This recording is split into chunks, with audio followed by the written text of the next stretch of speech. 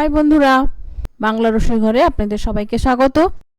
বন্ধুরা, শীতের সন্ধ্যা আর এক কাপ কফি বা চা আর সঙ্গে যদি কোনো পকোড়া থাকে তাহলে সন্ধ্যেটা কিন্তু দারুণ জমে যায়। তাই ভাবলাম একটা পকোড়া রেসিপি আপনাদের সঙ্গে শেয়ার করি, আর সেটা হলো বাঁধাকপির পকোড়া, তবে অন্যভাবে। তো চলুন শুরু করি।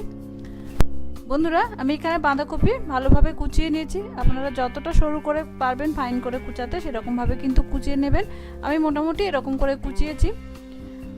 ফাইন করে কুচিয়ে নিলে কি হবে, পকোড়াটা বেশ মুচমুচে হবে, ভালো হবে খেতে।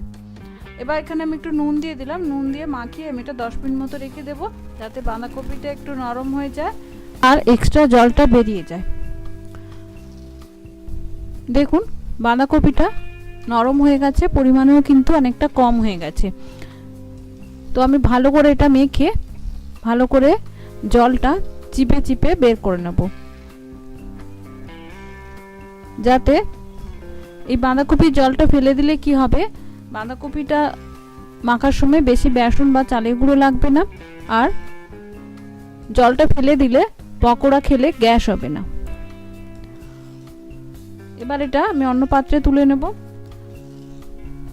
এবার দিয়ে দিচ্ছি বেসন, হাফ বাটি মতো বেসন দিলাম। আমি দিচ্ছি হাফ বাটি মতো চালের গুঁড়ো। চালের গুঁড়ো আমি এই কারণে দিলাম যাতে পকোড়াটা মুচমুচে হয়। আপনাদের কাছে যদি না থাকে তো স্কিপ করতে পারেন। দিয়ে দিচ্ছি স্বাদ মতো হলুদ গুঁড়ো,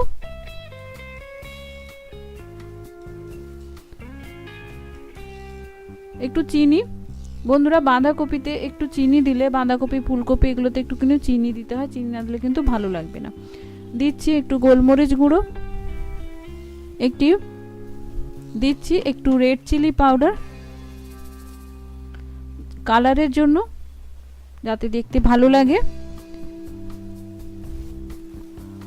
দিচ্ছি একটু ভাজা মশলা, আপনারা চাইলে ধনে বা জিরে গুঁড়ো দিতে পারেন। ভাজা মশলা দিলে বেশি টেস্ট হয় বলে আমি ভাজা মশলা দিলাম একটু। আর দিলাম একটু গোটা জিরে। জিরেও কিন্তু গ্যাস কম হতে সাহায্য করে।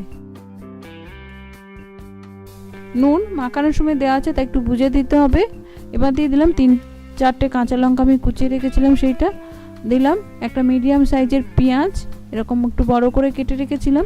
এটা কিন্তু ফাইন করে কুচানো কোনো দরকার নেই, এরকম বড় করে কাটলেও কিন্তু ভালো লাগবে। এবার দিয়ে দিচ্ছি একটা ডিম। আপনারা যেরকম পরিমাণ করবেন সেই রকম পরিমাণ মতো কিন্তু ডিম দিয়ে দেবেন। বন্ধুরা, আমি এখানে আমিষ করছি, তাই জন্য ডিম আর পেঁয়াজ দিলাম। আপনারা যদি নিরামিষ করেন তাহলে ডিম আর পেঁয়াজ বাদ দিয়ে বাকি উপকরণগুলো দিয়েও কিন্তু করতে পারেন, তাহলেও কিন্তু ভালো লাগবে। তো ভালো করে আমি এটা মেখে নেব হাত দিয়ে। যদি প্রয়োজন হয় তাহলে একটু জলে ছিটে দিতে হবে, নাহলে কিন্তু অনেক সময় ওতেই হয়ে যায়। দেখুন, আমি মেখে নিয়েছি। এবার দিয়ে দিচ্ছি ধনেপাতা কুচানো। ধনেপাতা কুচানোটাও ভালো করে এর সঙ্গে মিশিয়ে নেব। এবার একটা কড়াইতে আমি এদিকে তেল গরম করতে বসিয়ে দিয়েছিলাম। আমি এখানে ডিপ ফ্রাই করবো, তাই বেশি কিন্তু তেল নিয়েছি। ছোট কড়াইটা নিয়েছি যাতে ডিপ ফ্রাই করতে সুবিধে হয়, অল্প তেলে অথচ ভালোভাবে ডিপ ফ্রাই করা যায়। এবার আমি তেলটা ভালো করে গরম করিয়ে আঁচটা কমিয়ে নিয়েছি, যাতে পকোড়াগুলো দিলে সঙ্গে সঙ্গে পুড়ে না যায় বা লাল না হয়ে যায়, তাহলে ভেতরটা কাঁচা থেকে যাবে। এবার একে একে আমি পকোড়াগুলো দিয়ে দেবো। আপনারা যেরকম শেপে দিতে চান সেরকমভাবে কিন্তু দিয়ে দেবেন। খুব বেশি চড়া আঁচে ভাজলে কিন্তু ভেতরটা কাঁচা থেকে যাবে। এভাবে আমি পকোড়াগুলো দিয়ে দিচ্ছি। এবার মিডিয়াম আঁচ করে দিচ্ছি গ্যাসে। দেখুন, পকোড়াগুলো কিন্তু লাল হতে শুরু করেছে একদিকে, তো আমি একটু উল্টে পাল্টে দিচ্ছি যাতে দুদিকটাই সুন্দর গোল্ডেন ব্রাউন করে ভাজা হয়ে যায়। দেখুন, দুদিকটাই সুন্দর গোল্ডেন ব্রাউন করে ভাজা হয়ে গেছে, আর দেখতে কিন্তু সুন্দর দারুণ লাগছে বন্ধুরা। আর খেতে তো যা অসাধারণ হয়েছিল সে তো বলার নয়। তো গোল্ডেন ব্রাউন করে আমি সব ভেজে নিচ্ছি। এবার এগুলো আমি তেল থেকে তুলে নেব। আপনাদের যদি মনে হয় যে এক্সট্রা তেল আছে তাহলে একটা টিস্যু পেপারে রেখে দিতে পারেন, তাহলে এক্সট্রা তেলটা শোক করে নেবে। তবে বাঁধাকপি ফুলকপির মতো অতটা কিন্তু তেল টানে না।